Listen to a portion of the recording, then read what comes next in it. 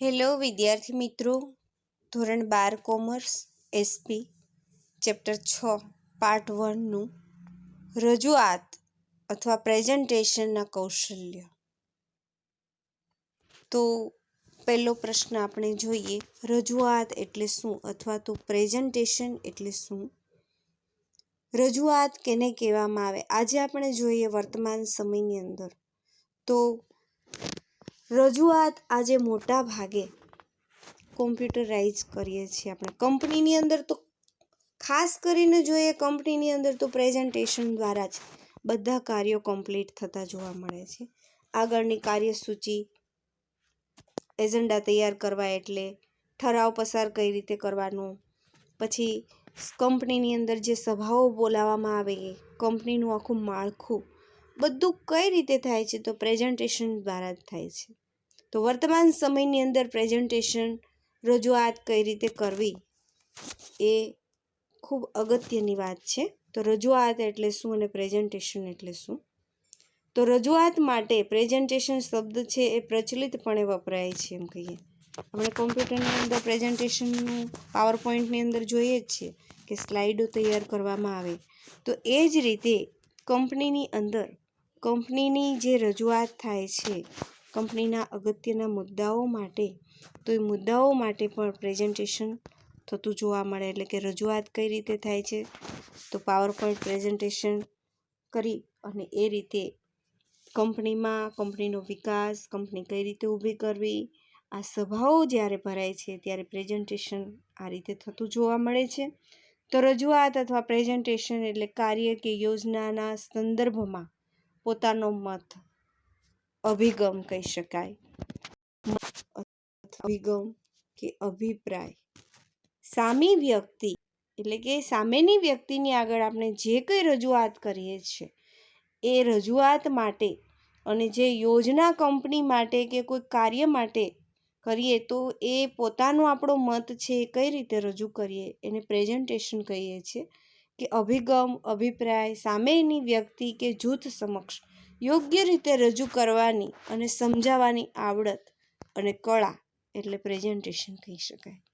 ટૂંકમાં એમ પણ કહી શકાય કે જે હેતુ માટે અથવા તો જે હેતુના સંદર્ભની અંદર વ્યક્તિ કે જૂથને યોગ્ય રીતે આપણે માહિતી પૂરી પાડવી કે સમજાવવી એટલે રજૂઆત પણ કહી શકીએ અથવા પ્રેઝન્ટેશન પણ કહી શકીએ છીએ. પ્રેઝન્ટેશનના પ્રકારો જોઈએ તો પ્રેઝન્ટેશન છે એટલે કે કોઈ પણ વ્યક્તિ કે જૂથની સાથે આપણે વાતચીત કરીએ કે કોઈ પણ મુદ્દાઓ પર ચર્ચા વિચારણા કરવી છે તો પ્રેઝન્ટેશન કઈ રીતે કરીએ? તો મૌખિક રીતે કરીએ છીએ, લેખિત રીતે કરીએ છીએ. અને આજે વર્તમાન સમયમાં ઇન્ફોર્મેશન ટેકનોલોજીના યુગની અંદર પાવર પોઈન્ટ પ્રેઝન્ટેશન દ્વારા, કોમ્પ્યુટરના માધ્યમ દ્વારા આજે આપણે રજૂઆત કરી શકીએ છીએ. તો 3 બાબતે પ્રેઝન્ટેશનના પ્રકારો દર્શાવવામાં આવેલા છે. જે આ પ્રશ્ન છે એ પ્રેઝન્ટેશનના પ્રકારો જણાવો. તો પહેલો પ્રકાર છે મૌખિકનો, બીજો છે લેખિતનો અને ત્રીજો છે આજના યુગનો પાવર પોઈન્ટ પ્રેઝન્ટેશન. આ 3 પ્રકાર છે. ખાસ યાદ રાખજો, વિકલ્પોની અંદર પણ આ પ્રશ્ન પૂછાઈ શકે, 1 માર્કમાં પૂછાઈ શકે અને વિગતવાર આખો નિબંધ પ્રકારનો પણ પૂછાઈ શકે. મૌખિક માધ્યમથી આપણે વાત કરીએ છીએ તો એને રજૂઆત કરીએ તો એ કઈ રીતની રજૂઆત છે? આપણું વક્તવ્ય આપીને, અહીંયા સોર્યા વિવાહ લખાણું છે એ જગ્યાએ વિવાદ આવે છે. શબ્દ સંવાદ દ્વારા એકબીજા સામે રજૂઆત કરીએ અને દલીલોથી થાય છે. તો આ બધા સ્વરૂપો કેવા છે? મૌખિક સ્વરૂપના છે. મૌખિકનું માધ્યમનું સ્વરૂપ એટલે વક્તવ્ય, વિવાદ, સંવાદ અને દલીલ. ત્યાર પછીનો પોઈન્ટ આપણે જોઈએ, બીજો પ્રકાર તો લેખિત. લેખિત માધ્યમોમાં પત્રમાં મેમા સ્વરૂપે આપણે આગળનો જે ચેપ્ટર છે મેમો, દરખાસ્ત કઈ રીતે કરવી, નોટિસ, આ બધા અહેવાલ, આ બધા આપણે જોયા. તો આમાં પણ ખાસ પ્રકારે અહેવાલનું જોવાનું છે.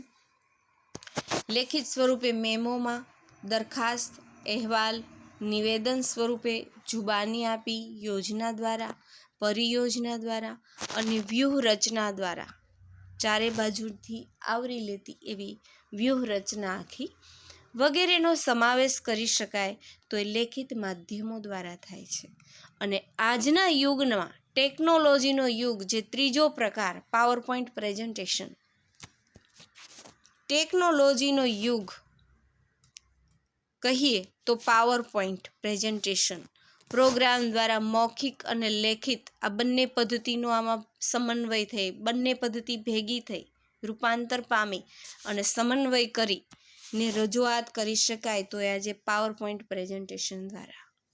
આ પદ્ધતિ અત્યંત વ્યવહારુ આજના સમયમાં બનેલી છે અને સરળતાથી ઉપયોગમાં લઈ શકાય એવી હોવાથી પ્રેઝન્ટેશન, જે આપણે કહીએ રજૂઆત, એ શબ્દનો પર્યાય બની ગઈ છે આજે. ક્લાસરૂમમાં આપણે લેક્ચર લઈએ એ પણ પ્રેઝન્ટેશન કરીને જ આપી શકીએ. રજૂઆત કઈ રીતે કરીએ છીએ? પાવરપોઈન્ટ પ્રેઝન્ટેશન દ્વારા. તાલીમમાં પણ એનો જ ઉપયોગ. વ્યાવસાયિક મિટિંગોની અંદર પ્રેઝન્ટેશન, પરિયોજના, નવી યોજનાઓ બનાવવા માટેનું નિદર્શન, એના માટે પણ પાવરપોઈન્ટ પ્રેઝન્ટેશન કરીએ છીએ. તો નિદર્શન માટે આપતી આ સૌથી વધુ સારી અને દરેક વ્યક્તિ એમાં સમજી શકે એવી સમજ આપનારી સાબિત થઈ હોય તો એ આ છે પાવરપોઈન્ટ પ્રેઝન્ટેશન પદ્ધતિ પ્રકાર કહી શકીએ.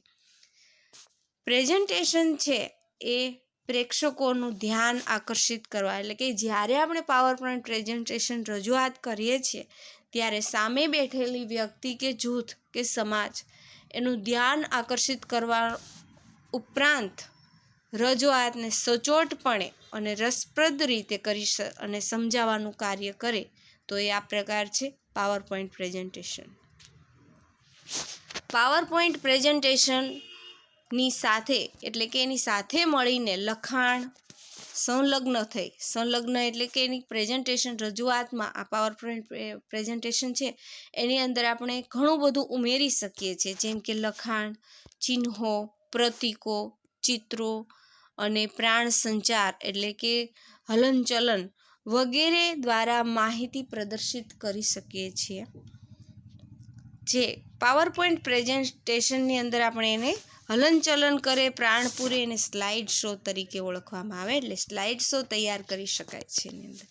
પ્રોજેક્ટની મદદથી આ શોને મોટા પડદા ઉપર આપણે રજૂ કરીએ તો ઘણા બધા લોકોને આપણે એકસાથે બતાવી શકાય છે. આજે આપણે જોઈએ વર્તમાન સમયની અંદર તો ઘણી બધી કંપનીઓ છે હોર્ડિંગ્સો બાંધતા હોય, પણ હોર્ડિંગ્સો કરતાં પણ પ્રેઝન્ટેશન એ પાવરપોઈન્ટ પ્રેઝન્ટેશનથી કરે છે.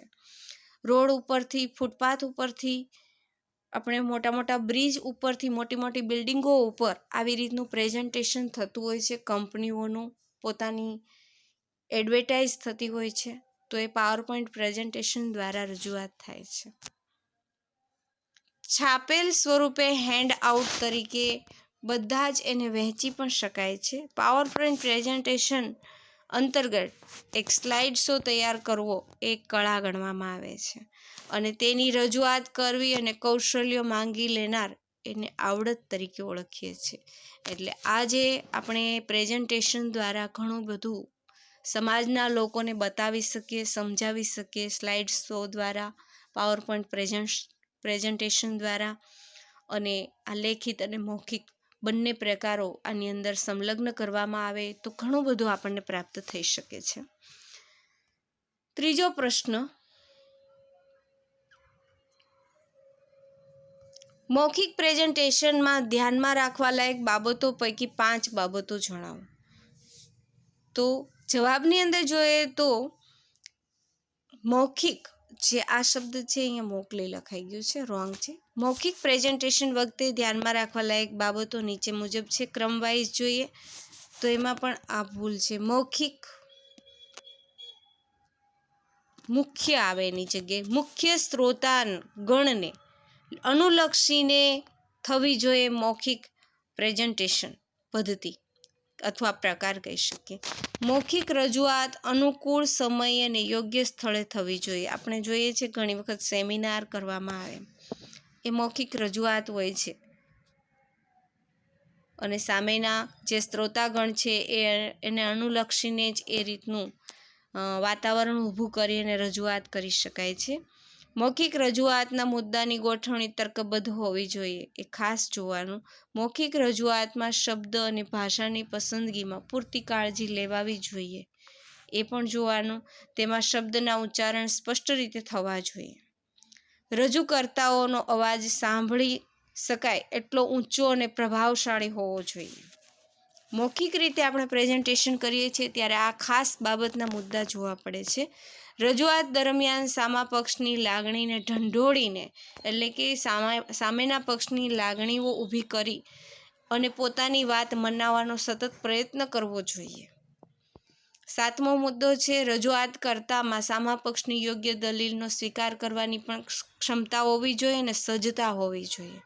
કે સામેના વ્યક્તિ છે, જે મુદ્દા ઉપર આપણે ચર્ચા વિચારણા કરીએ છીએ, તો સામા પક્ષની કોઈ પણ વ્યક્તિ છે એ બાબત ઉપર, એ મુદ્દા ઉપર દલીલ કરી શકે, તો એને સ્વીકારવાની ક્ષમતા અને સજ્જતા હોવી જોઈએ, એને સમજાવવાની.